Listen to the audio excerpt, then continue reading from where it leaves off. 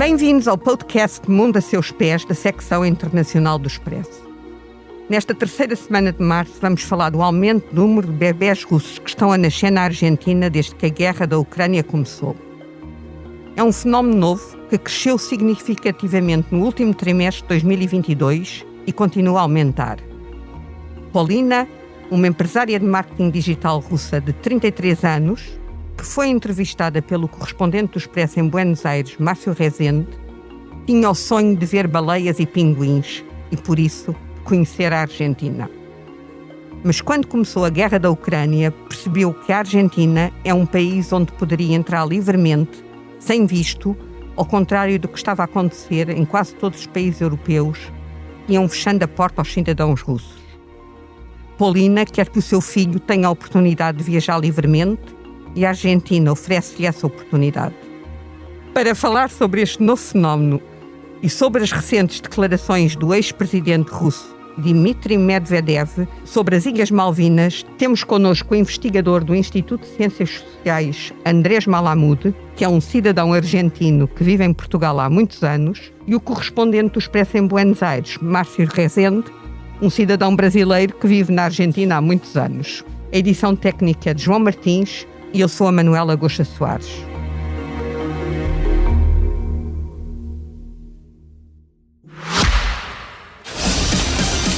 Leia o Expresso em primeira mão, onde quer que esteja.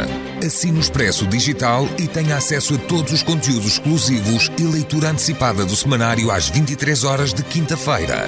Apenas 1,35€ por semana, durante 2 anos. Todas as vantagens em expresso.pt/assinatura digital. Expresso. Liberdade para pensar.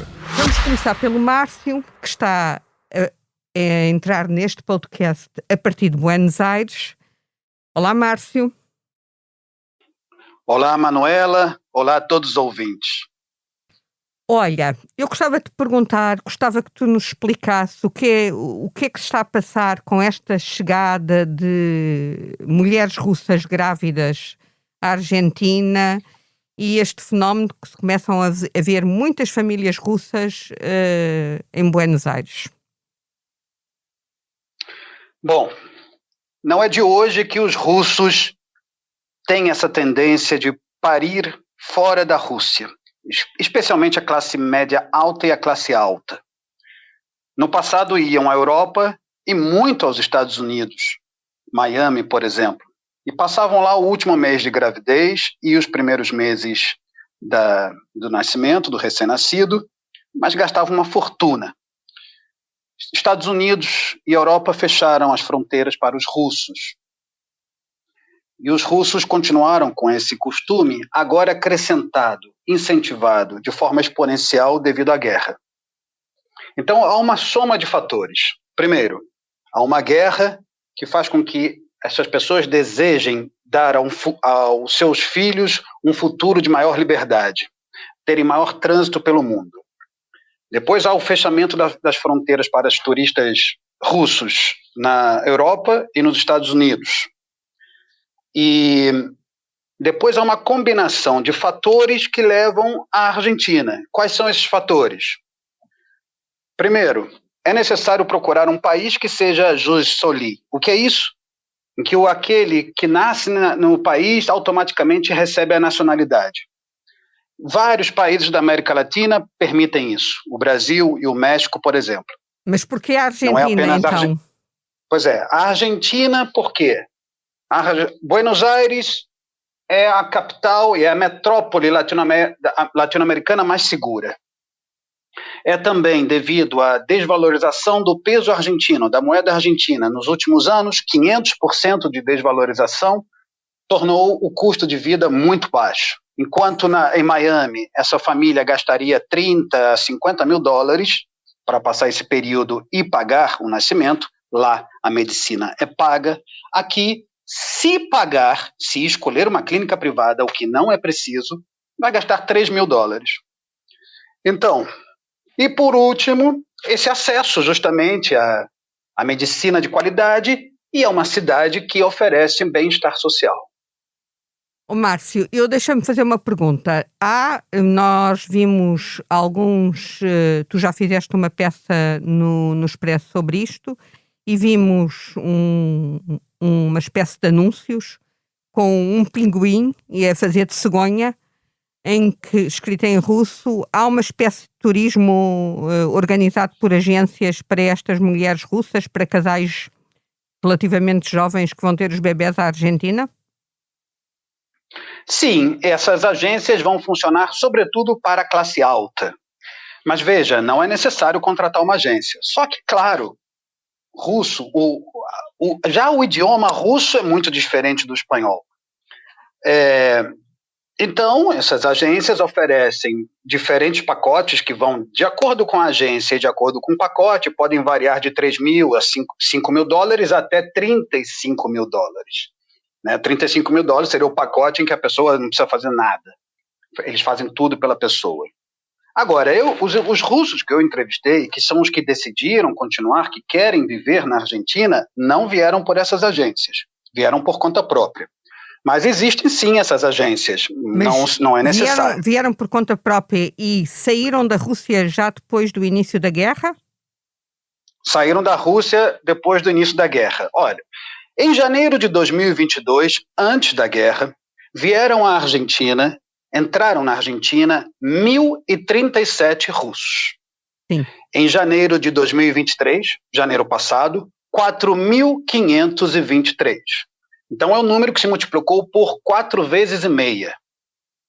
No ano passado inteiro, de janeiro de 2022 a janeiro de 2023, vieram à Argentina 22.200 russos, sendo 10.500 deles no último trimestre do ano. Deixa-me fazer uma pergunta agora ao Andrés Malamud. Andrés, cresceste na Argentina, nasceste na Argentina, mantens uma grande ligação ao país, apesar de estares aqui em Portugal a viver há muitos anos e de teres doutorado no Instituto Universitário Europeu em Florença. Antes deste fenómeno, a Argentina é um país de muitas migrações. Havia uma colónia russa expressiva ou não? Olá, Manuela. Havia, mas depende como definas expressiva. Eu próprio sou neto de uma pessoa que nasceu em Kiev em 1908. Kiev, então, era russa. O meu avô era judeu. Emigrou com a sua família, tinha ele 1 ano. Os outros avós meus são polacos. A Argentina é uma sociedade feita de imigrantes, sobretudo europeus. Nos últimos tempos tem vindo a haver cada vez mais imigrantes regionais, bolivianos, paraguaios sobretudo, mas também uruguaios, peruanos e agora venezuelanos. É um país aberto. Na Constituição, no preâmbulo, está escrito que a Argentina recebe a todos os homens do mundo que querem habitar o solo argentino. E como dizia bem o Márcio, o Ius Solis garante que quem nascer na Argentina é argentino. Quer dizer que isto que estamos a ver agora tem como novidade o turismo obstétrico, mas não a abertura e não a nacionalidade para quem nasce no solo da pátria. E já agora uma curiosidade, o Malamud é um nome de origem ucraniana? Exatamente, judeu Ashkenazi, quer dizer judeu centro-europeu, mesmo que pareça por vezes sefaradi, Mahmoud, mas não, é de Kiev. Quando falamos dessa migração, que como houve, por exemplo, os pais da Clarice Lispector, que também era ucraniana, devem ter imigrado para o Brasil mais ou menos nessa altura. É uma altura em que começa a haver, pelo menos os judeus do centro da Europa ou da antiga Rússia achavam que poderiam viver melhor noutros países, em países novos. Agora, quando se fala de turismo obstétrico, o Márcio falou que entrevistou jovens pais russos que querem continuar a viver na Argentina. Diz-me uma coisa, Márcio, quais são as razões que eles invocam para continuar a viver na Argentina? Fugir do regime autoritário de Vladimir Putin. Fugir da opressão. Estão proibidos na Rússia de mencionarem a palavra guerra. Precisam dizer operações militares especiais. Eles estão proibidos de qualquer tipo de manifestação. Antes da guerra, um russo podia fazer 2 manifestações na terceira seria preso. Depois da guerra, um decreto de março de 2022 permitiu que um russo faça uma única manifestação, na segunda será preso. As pessoas com quem eu falei, elas se opõem à guerra, a maioria das pessoas que estão aqui opõem-se à guerra, opõem-se ao regime de Vladimir Putin e precisaram fugir. Não estão sozinhas. Pelo mundo, calcula-se que sejam em torno de 1 milhão de russos que tenham saído da Rússia devido à guerra. Claro, esses que nem todos estão grávidos e nem todos optaram pela Argentina, um país remoto para um russo. Então vieram para cá pessoas que também podem trabalhar à distância, ter um trabalho remoto, ou mesmo que pertencem a uma classe alta e vieram com dinheiro para se sustentar por um bom tempo, até adaptarem-se à sociedade.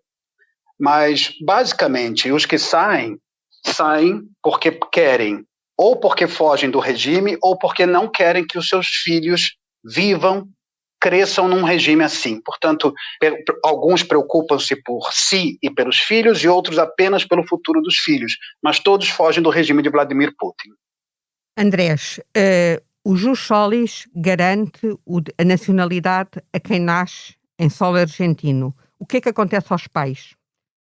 Dois pais que tenham uma criança na Argentina, um bebê que nasce na Argentina, têm acesso à nacionalidade ou ao direito de residência? Não diretamente, mas leva muito pouco tempo. Com 2 anos de residência na Argentina já se pode solicitar a nacionalidade. É um país hiperaberto, o que cria alguma polêmica, alguma discussão. Neste caso, não é por causa da imigração, mas é por causa do negócio. Como contava o Márcio, essas pessoas vêm por várias razões. A primeira é fugir do regime de Putin. A segunda é que dos poucos países que aceitam ingresso de russos sem visto, a Argentina é o melhor, um dos melhores. É barato, é seguro, é agradável. O jus solis é mais um fator. Mas os argentinos, por vezes, temem que estejam a fazer um negócio com os passaportes. Porque o passaporte argentino é muito poderoso no sentido que permite o ingresso em muitos países, vários deles sem visto. Um argentino pode entrar na Turquia sem visto, enquanto um europeu tem que pagar no aeroporto. E isto é o que os argentinos não querem. Aceitam migrantes, aceitam russos que venham viver. Não querem russos que venham fazer negócio com passaporte, que venham trazer um filho para comprar um passaporte com nascimento e depois vão embora. Isto que está em discussão agora. Se isto é um negócio para adquirir o passaporte ou é imigração. Se é imigração, bem-vindos sejam. Se é um negócio, há outras regras. O problema é que estas publicidades que nós vimos do pinguim transformado em cegonha a transportar um bebê, no fundo, é quase como... De alguma forma, é qualquer coisa que se pode comparar aos vistos gold em Portugal. Oferece qualquer coisa em torno de um passaporte ou de um direito à autorização de residência. É isto. É isso. A Argentina não quer ter Abramovich. Ok. Esse tem passaporte português. É exatamente, mas foi um negócio. Que dúvida cabe. E como é que a Argentina pode prevenir isso, Andrés? Isso é o que está em discussão. O Márcio pode estar agora mais inteirado dos debates, dos detalhes do debate político, mas é isso que está em questão. Não está a abertura do país ao mundo, não está o jus solis, não está a imigração. O que está em questão é se isto é apenas um negócio para adquirir um passaporte poderoso. Na Argentina, a Constituição promove a imigração. Quer receber pessoas do mundo. O que não quer é que venham levar o passaporte argentino. Por quê? Porque desvaloriza o passaporte. Daqui a 20 anos, os russos que estão a nascer agora na Argentina, se forem morar para outro lado, não serão argentinos. E terão um passaporte com o qual podem entrar em qualquer país do mundo e eles podem ser, quem sabe, terroristas. Claro. Ou membros do regime que virá depois do Putin. A Argentina não quer que o seu passaporte esteja em mãos de pessoas que no futuro não serão argentinas mais que por ter passado os primeiros dias da sua vida lá. Márcio, qual é a tua percepção? Olha, vamos lá. Primeiro, a lei está feita para que as famílias venham à Argentina e residam aqui. Todas as famílias estrangeiras que quiserem residir na Argentina são bem-vindas a este país. Aqui não há nenhuma restrição nesse sentido e ninguém vê com maus olhos isso. É como o Andrés diz. Eu só queria fazer algumas precisões ao que o Andrés disse no caso de uma criança. O Andrés está correto quando ele diz que um cidadão pode pleitear a nacionalidade argentina depois de viver aqui por 2 anos, que é quando recebe a residência permanente, até então é temporária. Mas, no caso de pais que tiveram um bebê aqui, portanto, um filho argentino, essa questão dos 2 anos desaparece. Eles podem pedir a nacionalidade assim que o filho nascer. Não é necessário esperar esses 2 anos. Essa é uma diferença com os demais países. Por exemplo, no Brasil, os russos também podem ir ao Brasil. Claro que vai haver uma série de diferenças, questões sociais, etc., custos de vida, vão muito ao sul do Brasil, especialmente a Florianópolis, antes da guerra eu me refiro. Mas no Brasil eles vão forçosamente ter de esperar 1 ano e fazer uma prova de português. Aqui não é necessário nenhuma prova, e se tiverem um filho argentino não precisam esperar nem 1 ano, não, nem esses 2 anos, nenhum, nada. Então essa é uma grande diferença. Há outra grande diferença, não há? Que é a Argentina tem uma saúde pública, por isso gratuita, que é melhor que no Brasil, não? Não, depende, sim, mas não no sul do Brasil, depende da região, interior de São Paulo não, isso depende. No Brasil também há saúde pública gratuita, depende da região, claro, no Nordeste, em outros lugares, sim, é péssima, mas não, e também não é toda a Argentina, aqui eles vêm a Buenos Aires, não estão a ir a todo o país. Agora, vamos lá, passaporte argentino, há que se ter cuidado, sim, foram encontrados, a diretora de imigrações, Florência Carignano, coloca como exemplo que foram encontrados 2 espiões russos detidos na Eslovênia com passaporte argentino. A questão é que espiões geralmente têm passaportes de qualquer país falsificados. Então nós não sabemos nesse caso se esses passaportes eram legítimos ou o que era. Não temos mais informação do que essa. Mas sim, há de se cuidar o passaporte argentino. Agora, o curioso com esse fenômeno é que também os argentinos descobriram, de repente, que tinham um bom passaporte. Porque neste exato momento, enquanto falamos, há centenas de argentinos a procurar o passaporte europeu, devido justamente a essa questão familiar. Este país está formado de imigrantes. O Andrés disse que é neto de ucraniano, não é isso, Andrés? Ucranianos e polacos. Bom, eu vou dar um número a isso. 1% da população argentina, o que é muita coisa, são 470 mil, estamos a falar isso, 1%, são descendentes de ucranianos aqui. Sim, a Argentina tem 47 milhões de habitantes. 47. Então, 470 mil pessoas são descendentes de ucranianos. Uma delas é o Andrés. Mas isso é o ucraniano que não é a principal imigração, imagina. A principal imigração é espanhola, italiana, portuguesa também, mas mais antigo, Portugal. Até 1930 aproximadamente, que também é a época em que entram os ucranianos aqui. Então, digamos, é isso tudo, mas essa é a diferença também. Quando o filho nasce aqui, já esses 2 anos não são mais necessários esperar, né? E a preocupação é realmente, eu queria frisar isso, quero sublinhar isso, a preocupação é justamente essa de que não se esteja a fazer um negócio com o passaporte argentino através dessas agências. Mas essa, até agora, é apenas uma suspeita, uma preocupação. Não há nada, a justiça está a investigar e não se encontrou nada até agora. A diretora de imigrações, Florência Carignano, costuma dizer que por trás há uma máfia. Ela afirma, há uma máfia. E quando perguntada se tem provas, ela diz que não tem provas porque ela não é justiça. Bom, a justiça está a investigar e até agora não encontrou nada. Nem sequer a emissão de passaportes ainda. Não há uma emissão maciça de passaportes. Há pedidos, mas não há emissão em si até agora. No final do ano, entraram, como eu dizia, no último trimestre, 10.500 russos. Desses, 5.819 eram russas grávidas. Vamos supor que elas vieram acompanhadas dos seus maridos. Nem todas vêm. Então, segundo a Florência Carignano, 7.000 desses já retornaram à Rússia e deixaram aqui representantes a gestionar a documentação argentina. O problema é que a lei está pensada para quem se instala, para quem fica na Argentina, não para quem vai embora. Mas em tudo isso que estamos a falar, não há nada ilegal. tudo é legal. E há um, Então, há um, até que não se... há um mecanismo legal que permita controlar os que vão embora e deixam um representante a tratar dos papéis? Sim. Há controle de saídas? É só ver quem... há controle de saída e há que se ver quem retira. Agora, a justiça tem a lupa posta sobre as emissões de passaportes. Vamos ver no que resulta disso. Agora, também, se a Argentina quiser cancelar esse passaporte, pode. Né? Se a Argentina encontrar algum mecanismo legal que permita cancelar, pode. Então, até agora, estamos no campo da preocupação. Quer ver outra preocupação? A oficina, o Departamento de Narcóticos dos Estados Unidos, a DEA, também está a acompanhar esses casos, porque supõe que com o passaporte argentino, esses russos podem não só entrar nos Estados Unidos, claro que através de um visto, mas abrir contas bancárias pelo mundo.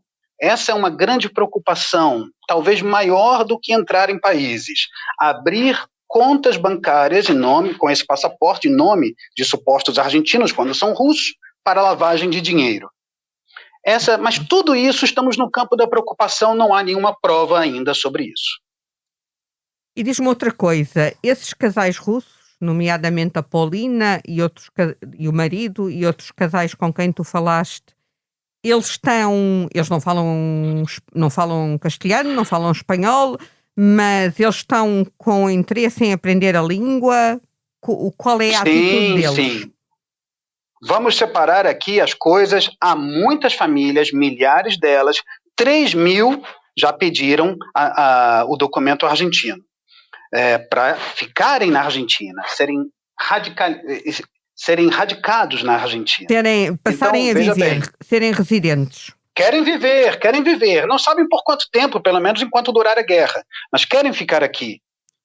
Sim, os russos com quem entrevistei, que são os que permitem ser entrevistados. Eles não têm... Os outros, muitas vezes, aqueles que não têm uma atitude ou um objetivo muito, digamos, politicamente correto, eles preferem não falar para não levantar poeira aqui na Argentina. A grande maioria dos russos tem medo de falar por Vladimir Putin.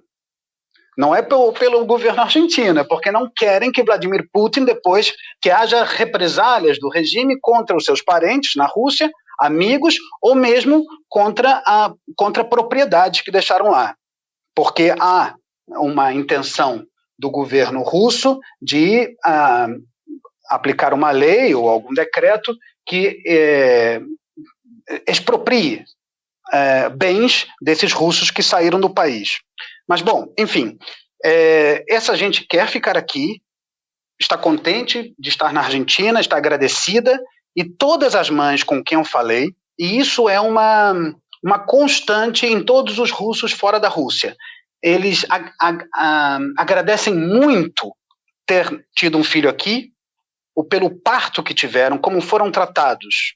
Foram tratados de forma amável, as mães foram contidas, enfermeiros e médicos tratam bem, são simpáticos, amistosos, a mulher se sente muito bem ao ter um filho aqui. Enquanto na Rússia, me contam, um médico jamais sorri, trata mal, como se tivesse a tratar um animal. Então, essas pessoas estão bem aqui, gostam da Argentina e querem ficar aqui. Não são todos que estão embora. Por isso, há que separar as coisas. Que tipo de profissões é que estão a chegar? A maioria das pessoas que vem com dinheiro, são de classe média alta e alta. Muitos vêm com dinheiro e têm trabalhos remotos. É muito comum encontrar programadores, por exemplo. Mas há pessoas, por exemplo, o Denis, que aparece na reportagem publicada no Expresso, que ele não é.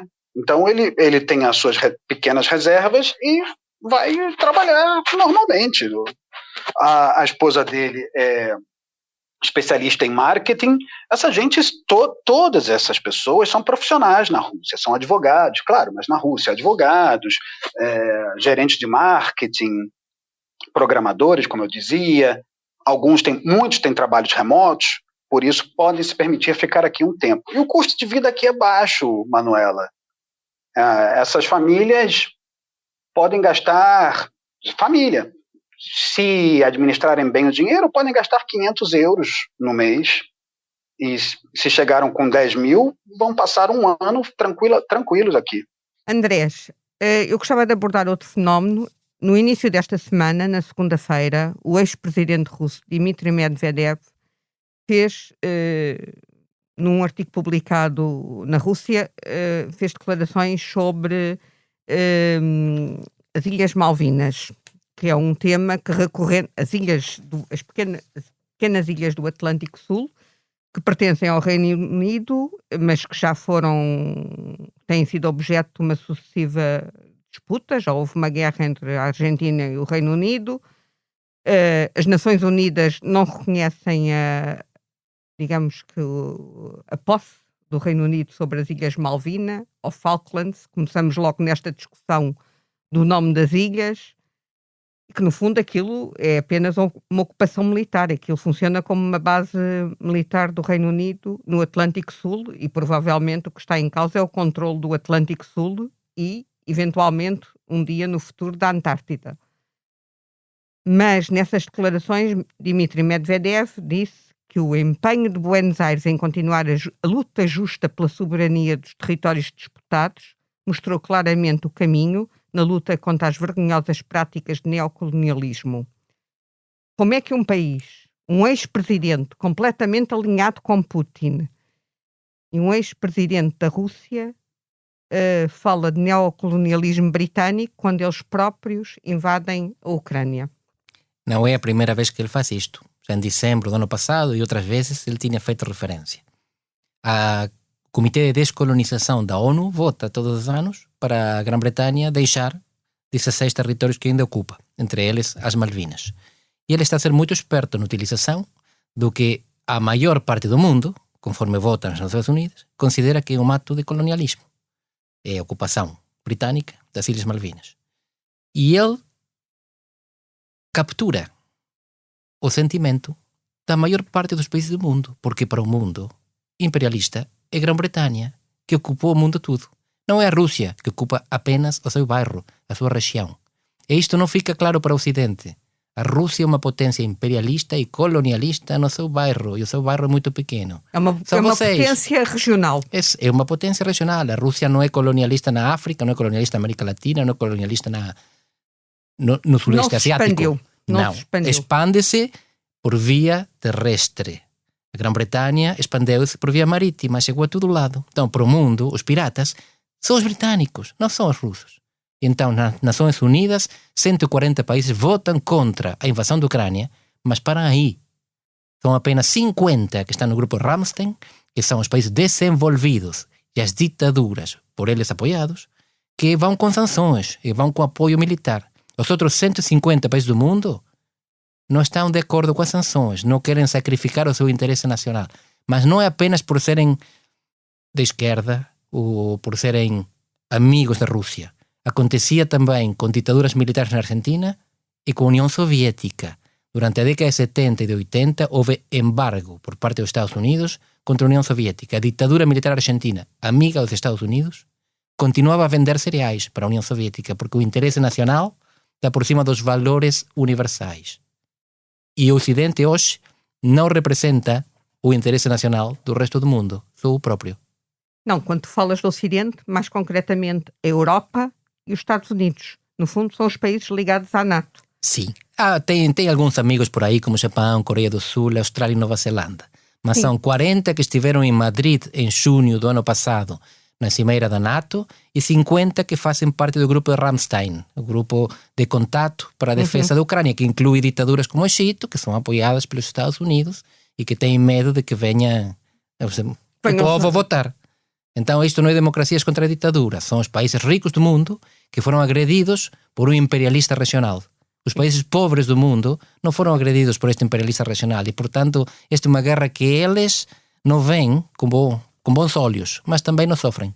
São os países que dominaram e que se expandiram durante séculos contra os países que tentam afirmar-se como potências ou que tentam fazer o seu caminho mesmo que não se afirmem como potências. Isso, aliás, na América Latina é muito frequente, a começar agora há esta situação na Argentina, mas temos o caso do Brasil em que claramente não há uma tomada de posição a favor do governo ucraniano. É neutral. Sim, mas a exceção não é a América Latina. A exceção é a Europa. A Europa que sofre agressão russa. O resto do mundo olha e diz, olha o que acontece na Europa. Isso não tem nada a ver conosco. Olha, e eu sou seguidor do rugby. Nos mundiais de rugby podes ver os escoceses, por exemplo, com as camisolas muito divertidas a dizer, eu torço por 2 países, a Escócia e aquele que joga contra a Inglaterra. E isto, assim pensa o mundo. Inglaterra e Estados Unidos são os impérios coloniais para o mundo. A Rússia não é conosco. Aliás, nessa questão da votação sobre a questão do neocolonialismo, não é só o Reino Unido que é acusado de neocolonialismo. A França também detém territórios ultramarinos, nomeadamente na América Latina, a Guiana francesa. Mantém ainda hoje territórios mas em vários países. A Guiana é França, não é uma colônia, é França mesmo. Mas tem Martinica, tem Guadalupe, tem vários outros que sim, são dependências, territórios, não têm independência e não são parte do país. Mas ter um bocadinho de França no meio, ali ao norte do Brasil, convenhamos que é uma coisa estranha. A França é o maior país da União Europeia. A fronteira mais longa da França é com o Brasil. Não é com a Espanha, não é com a Itália. É na Guiana Francesa com o Brasil. Essa é a extensão que tem esse pedaço de França na América do Sul. Mas ninguém está zangado por isso. O que estou a dizer é que as percepções são diferentes. Na Europa, a Rússia é um agressor. No resto do mundo, é um agressor de outros. E os outros não são muito simpáticos. Pode haver, nomeadamente o Brasil, que é um dos BRICS, que é um clube de países emergentes que reúne a China, reúne a Índia, a Rússia e a África do Sul. Pode haver aqui uma tomada de posição que o Brasil mobilize aqueles países do Mercosul? É interessante isto porque na última votação das Nações Unidas o Brasil foi o único que condenou a Rússia. A Rússia naturalmente não se condenou a si própria, nem a China, nem a Índia, nem a África do Sul. Houve abstenção ou negação. O Brasil condenou. Mas parou aí, porque o Brasil pretende ser neutral para tentar intermediar, como tentaram fazer no governo anterior com o Irão, com a Turquia, e perderam no Conselho de Segurança das Nações Unidas por 14 votos contra 2. Não, porque o Brasil aspira a um assento no Conselho de Segurança e por isso quer ter um papel de grande potência mundial. Exatamente. É o caminho que o Brasil está a trilhar e que tem trilhado ao longo de muitos anos. Quem não gosta muito disso é a Argentina. Assim como a Itália não gosta que a Alemanha sente, a Coreia não gosta que se sente o Japão, o Paquistão que sente a Índia. Ancestralmente Portugal e a Espanha. Exatamente, esse é o sentimento. Mas o Brasil não precisa fazer nada no Mercosul, porque no resto da América Latina os países pensam igual. Quem não pensa igual é a Venezuela, Nicarágua e Cuba, que apoiam a Rússia. Mas o resto, os países democráticos da América Latina, votaram contra a invasão. E ponto. Final. Parágrafo. E há aqui uma coisa importante. No caso da Argentina, tu falaste na venda de cereais para a Rússia no tempo da ditadura. Por exemplo, no caso do Brasil, ainda hoje, o negócio da exportação de carne para a Rússia é imenso. Certo. E os fertilizantes. A terra do Brasil não é muito fértil. Precisam de muito fertilizante. Vem da Rússia e da Ucrânia. Vem da Rússia. Exatamente. Nós vamos falar ainda da Argentina este ano, aliás, e eu gostava de perguntar ao Andrés e ao Márcio, vai haver eleições na Argentina este ano, entramos em processo eleitoral em agosto, será finalizado em outubro. O que é que está em jogo, Andrés? Começo em junho, escolhem-se os candidatos. Em agosto são as primárias. Em outubro, eleição presidencial para o Congresso, e em novembro seria o balotage, a segunda volta, se houver necessidade dela. Quando falas de primárias nos partidos. Exatamente, que são obrigatórias para os partidos e para os eleitores. Todas as pessoas têm que votar como se fosse uma eleição geral. E todos os partidos têm que apresentar candidatos, mesmo sem uma competição interna. E, portanto, estas primárias obrigatórias são, efetivamente, a primeira volta das eleições. Porque os eleitores recalculam em função desta primeira eleição, que é um censo, não é uma sondagem, não há uma amostra, votam todos. O que está em jogo? A presidência, por 4 anos, a metade da Câmara dos Deputados, o único país do mundo que escolhe a sua Câmara dos Deputados, Câmara Baixa, em metades, no resto do mundo vota-se tudo junto, ao mesmo tempo, e 1/3 do Senado. além de 22 dos 24 governadores. Quer dizer que até dezembro deste ano saberemos quem é que fica a cargo da Argentina, da maior parte das províncias e do Congresso pelos próximos 4 anos. Márcio, vai haver mudanças? Estás aí? Qual é o clima? É isso que eu ia dizer para completar o que o Andrés diz. A tendência é que ganhe a oposição. Vejo muito difícil, eu vejo a partir das sondagens e de todos os consultores são unânimes.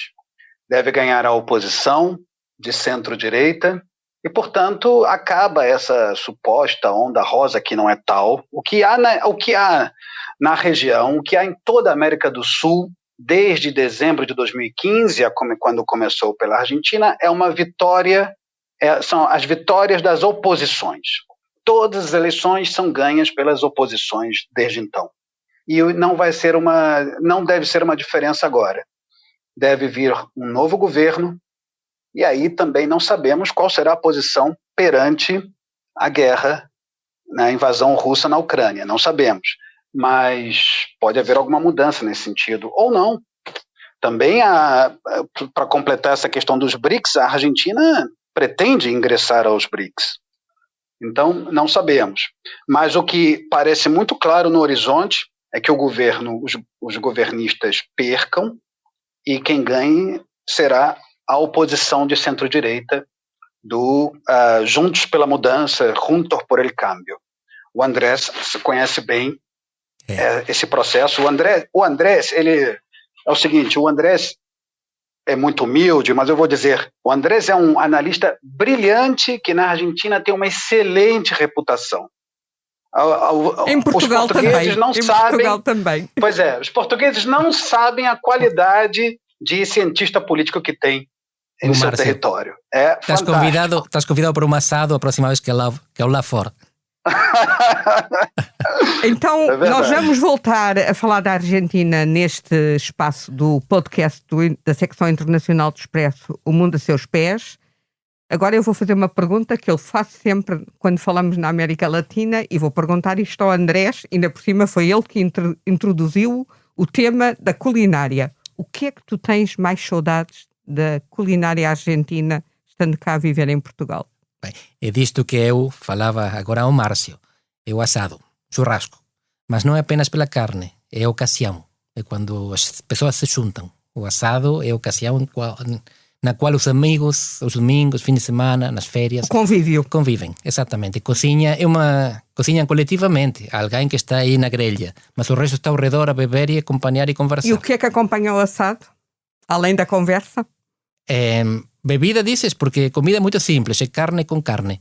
E não há legumes? Não há batatas? Salada. Exatamente. Salada que é complemento porque o resto das pessoas que não fazem o churrasco tem que fazer alguma coisa. Então metem aí um pouco de alface, batata, ovo e tomate. E depois cerveja, vinho? Olha, é vinho tinto. Vinho. E depois tem o Márcio, terás provado o Fernet com Coca-Cola. É uma bebida... É mais em Córdoba, né? Exatamente. Mas, bom, e é mais jovem também. Como nós. Claro. Então pronto, Márcio, quando eu voltar a Buenos Aires, ficas obrigado a convidar-me para um assado.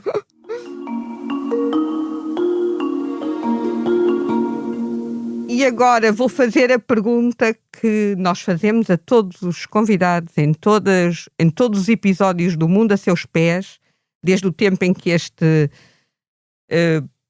programa, que agora é moderado por 4 pessoas rotativamente, mas desde o tempo em que estava apenas nas mãos do Pedro Cordeiro, que é: se pudessem viajar sem restrições, assim, de repente saíam Euromilhões, tinham férias, chegavam ao aeroporto, compravam um bilhete. Começo pelo Andrés e pergunto: para onde é que tu irias?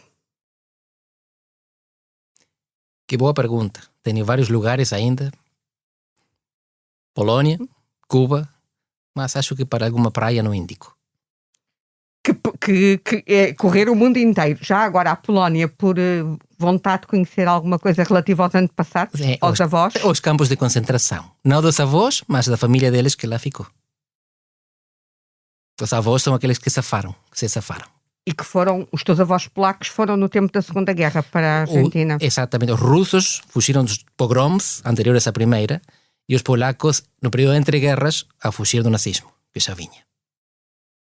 Por isso foi uma família de judeus que fugiu para sobreviver às perseguições. Exatamente. Nós somos descendentes daqueles que ficaram. Sobreviventes. Sim. Márcio, depois isto agora foi... Enfim, foi uma coisa que tornou séria uma pergunta que normalmente tem um caráter muito leve. Não, mas isto é como La Vita é Bella de Benigni, isto é como com humor. Não, com humor. O campo de concentração pode ser visto de uma maneira positiva. Claro. Tu pertences aos sobreviventes. Márcio, para onde é que tu ias? Pudesses viajar para qualquer sítio do mundo? Eu já fui a vários dos lugares que eu pretendia ir na vida. Mas podes repetir para onde é que te apetecia ir? Pois é, posso repetir. Bom, eu iria, vamos lá, eu iria à Polinésia Francesa, eu iria ao Hawaii. Já chega, só quero já fui. Podes ir para o Hawaii, já fui que é mais algumas perto. vezes. Mas, não, sim, a Polinésia Francesa seria o equivalente no sul do Hawaii no norte. Mas já fui ao Hawaii 2 vezes, graças a Deus, já passei lá bastante tempo. Mas é uma grande qualidade de vida da Argentina. É a única coisa que a gente conclui. Eu adoro praias. Eu sou colecionador de praias. Nós estamos agora a aproximar do fim da gravação, do tempo destinado a este episódio no Mundo a Seus Pés. Eu quero agradecer aos nossos 2 convidados, ao Márcio Rezende, em Buenos Aires, e ao Andrés Malamud, que está connosco no estúdio de gravação do Expresso, a presença. Quero-lhe agradecer a si que nos ouviu e que acompanhou este fenómeno de migração que está a acontecer da Rússia para a Argentina, e quero-lhe agradecer o ter estado connosco. Para a semana, o Mundo a Seus Pés será coordenado pela minha colega na França. Em nome de toda a equipa da Editoria Internacional do Expresso e do sonoplasta João Martins, eu despeço-me agradecendo a sua companhia.